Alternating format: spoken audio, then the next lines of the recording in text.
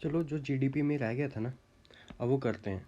अब देखते हैं जीडीपी में के लिए हमें क्या करना है। अब जीडीपी मैं प्रॉपर समझाऊंगा, जीडीपी के किस किस मेथड से कैलकुलेट होती है और जीडीपी का मतलब क्या है। पहले जीडीपी से जाने से पहले ना, पहले हम 4 सेक्टर ऑफ इकॉनमी समझ लेते हैं क्या होता है। एक्चुअली क्या है कि इकॉनमी को समझने के लिए ना, पहले हम 4 सेक्टर को समझते हैं वो होते क्या है।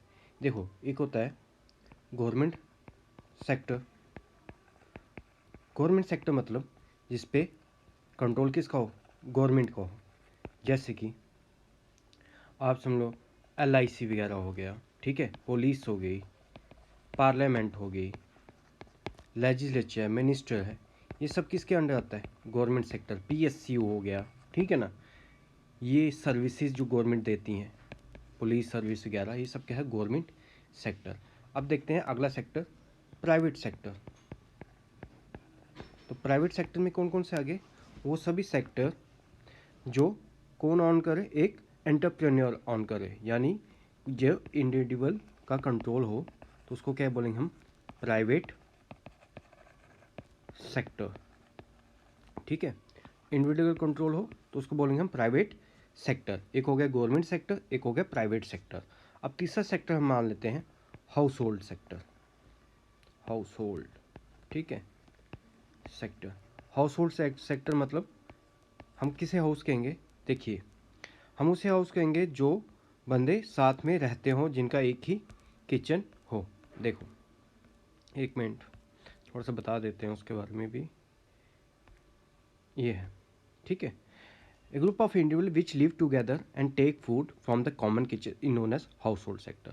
हम इसको क्या कहेंगे, हाउस होल्ड सेक्टर। अब हाउस होल्ड सेक्टर में क्या है, हाउस होल्ड सेक्टर में है यानी घर, घर के जो बंदे, वो जो इंडिविजुअल हैं, जो घर वाले हैं, वो आपको प्राइवेट सेक्टर में भी दिखेंगे, वो आपको गवर्नमेंट सेक्टर में भी दिखेंगे, ठीक है ना, वो उनका अपना बिजनेस भी होगा, मतलब कि वो प्राइवेट सेक्टर ही मान लो आप, ठीक है ना। तो ये आपको इंडिविजुअल यहाँ पे दिखेंगे।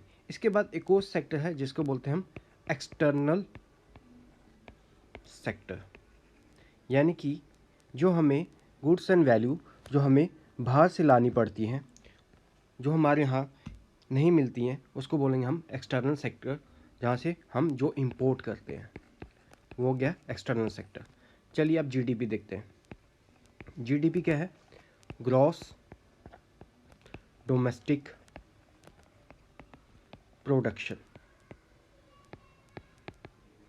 यानी कि जो एक एरिया, मान लेते हैं एक एरिया है, ठीक है, एक एरिया में जो भी प्रोड्यूस हो रहा है ना, उसकी क्या वैल्यू है, उसकी फाइनल वैल्यू क्या होगी, उसको हम बोलेंगे ग्रॉस डोमेस्टिक प्रोडक्शन। जैसे कि मान लो आपको वीट उगाया है, ठीक है, यहाँ पे आपने सर्विस दे दी, ठीक है, टीचिंग दे दी आपने, रेस्टोरेंट हैं आपके, ठीक है ना, और आपका आपका ट्यूशन्स होगी, ये सब क्या है, ये सब क्या आपकी एक्टिविटी हैं। इसका जो फाइनल आउटपुट होगा ना, उसके सम को बोलेंगे हम ग्रॉस डोमेस्टिक प्रोडक्शन, कि एक कंट्री के अंदर कितना ज़्यादा प्रोडक्शन हो रहा है, ठीक है। अब इसकी एक स्टैंडर्ड डेफिनेशन हम पढ़ेंगे। देखो, इसकी स्टैंडर्ड डेफिनेशन ये है, final value of all goods and services produce in the economy, यानी कि final value of all goods and service, उनकी सारी फाइन गुड्स और सर्विस की फाइनल वैल्यू को हम ऐड करेंगे, उसी को हम बोलेंगे ग्रॉस डोमेस्टिक प्रोडक्शन। देखिए, एक एग्जांपल लेता हूँ, वही लेना है जो वहाँ पे दिखाया हुआ है। एक वीट लेते हैं हम, ठीक है, एक फार्मर है, वो वीट उगा रहा है, ठीक है। अब मान लो उसने कितने वैल्यू की वीट उगाए, 100 रुपये की उसने वैल्यू की एक वीट उगाए, ठीक है। 50 रुपये उसने खुद कंज्यूम कर लिए, 50 की जो वीट थे उसने बेच दिए। अब किसको बेचे, एक ब्रेड ओनर है, ठीक है, ब्रेड बनाने वाली फैक्ट्री, उसको 50 रुपये के बेचे। उसने क्या किया, उस ब्रेड को बनाया और 200 रुपये में मार्केट में बेच दिया, ठीक है। अब इस स्टैंडर्ड डेफिनेशन से आएंगे हम,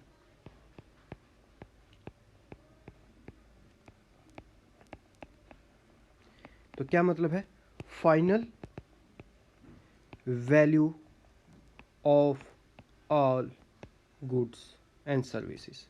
अब बताओ फार्मर ने कितने गुड प्रोड्यूस किए? 100 के, लेकिन 50 तो खा गया ना वो। 50 तो मार्केट में आया ही नहीं। तो मार्केट में क्या आया? 50 आया। ठीक है। उसके बाद ब्रेड ओनर ने क्या किया? उसने ब्रेड बनाई। ठीक है। ब्रेड बना के उसने मार्केट में बेची। तो मार्केट में कितने की बेची उसने? 200 की। तो फाइनल वैल्यू क्या आ गई? 200। तो हमारा जीडीपी क्या हो जाएगा? 200 प्लस 50, यानी कि जीडीपी हमारा कितना हो गया? 250। यही हो गया हमारा क्या? Standard definition. क्या है? Final value of all good and services जो प्रोड्यूस हुई उसको हम क्या बोलेंगे? जीडीपी। ठीक है, एक स्टैंडर्ड डेफिनेशन। अब हम इसको दूसरे मेथड से कैलकुलेट करते हैं। इसके 4 मेथड होते हैं कैलकुलेट करने के लिए। एक तो स्टैंडर्ड डेफिनेशन है, एक है वैल्यू एडिशन मेथड।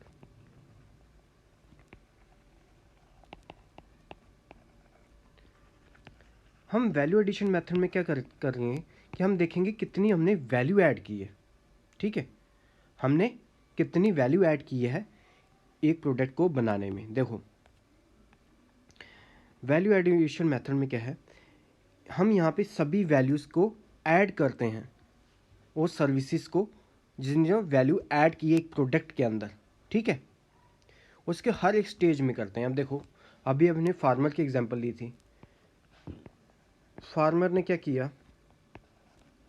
उसने वीट उगाए 100 के।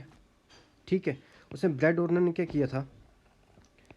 उसने 50 के वीट लिए थे और उसमें उसके कितनी वैल्यू ऐड की थी? 150 की। 50 तो लिए थे, उसमें ऐड की वैल्यू उसने 150 की, तो बेची उसने 200 की। ठीक है, अब हम क्या करेंगे? तो इसमें ब्रेड ओनर ने कितनी वैल्यू ऐड की? 150 की। फार्मर ने कितनी वैल्यू ऐड की? 100 की। बेशक वो 50 रुपये खा गया, लेकिन ऐड तो की ना 100, उगाए तो सी ना 100। अब इन दोनों को ऐड करो, ब्रेड की वैल्यू प्लस वीट की वैल्यू जो फार्मर ने उगाई थी, तो कितना हो गया? 150 प्लस 100 कितना हो गया? 250। इसको हम बोलते हैं वैल्यू एडिशन मेथड। क्या बोलते हैं? Value addition method. यानी कि हमने कितनी वैल्यू ऐड की है एक प्रोडक्ट में। इसी तरीके से जितनी भी प्रोडक्शन इंडिया में होती हैं उसकी हम सभी की वैल्यू ऐड करते हैं, तो उसको बोलेंगे हम वैल्यू मेथड।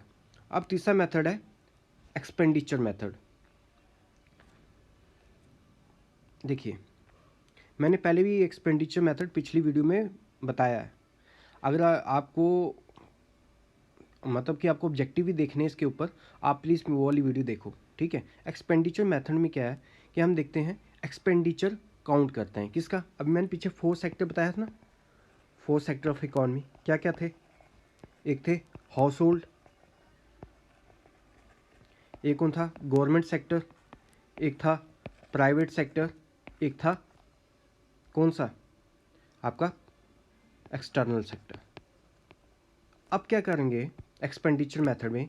हम देखेंगे कि इन्होंने क्या क्या खर्चे किए, इन 4 सेक्टर्स ने क्या क्या खर्चे किए। हाउस होल्ड ने क्या खर्चा किया, गवर्नमेंट ने क्या खर्चा किया, प्राइवेट ने क्या खर्चा किया, और एक्सटर्नल से हमारा क्या क्या खर्चा हुआ है।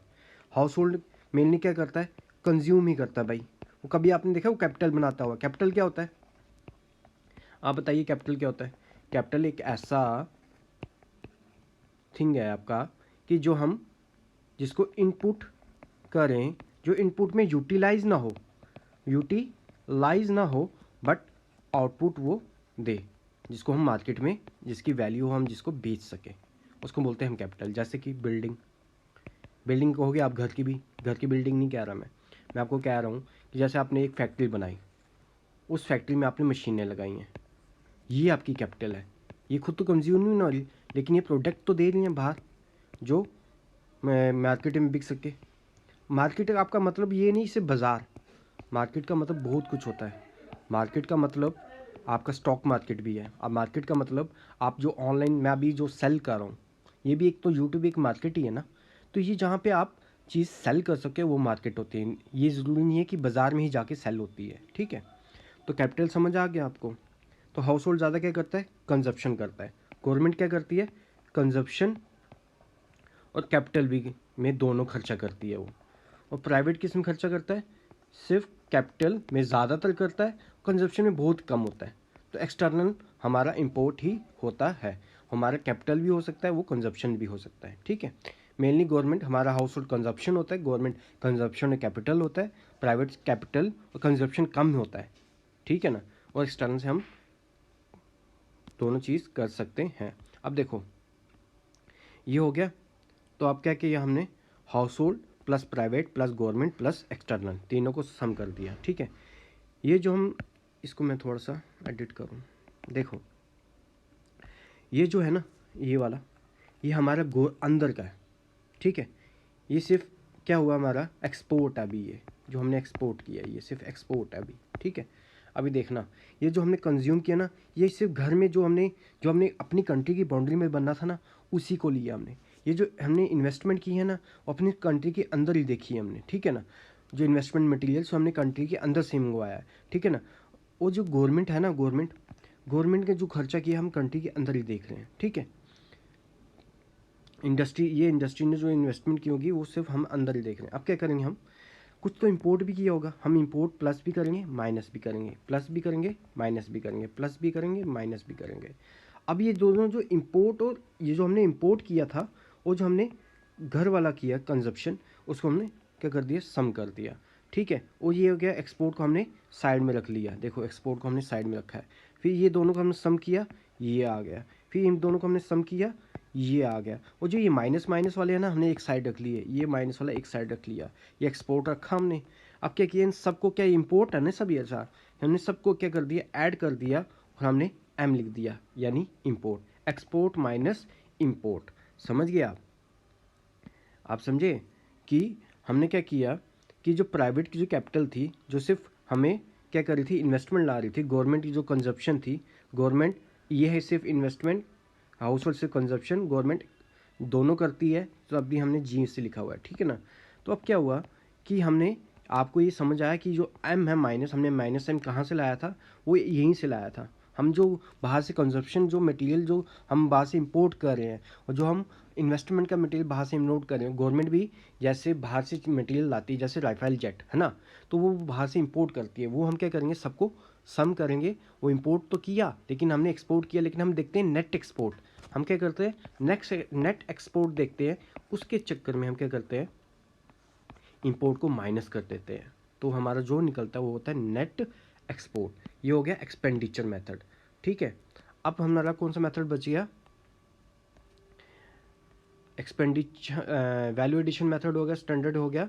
एक है इनकम मेथड, देखिए इनकम मेथड,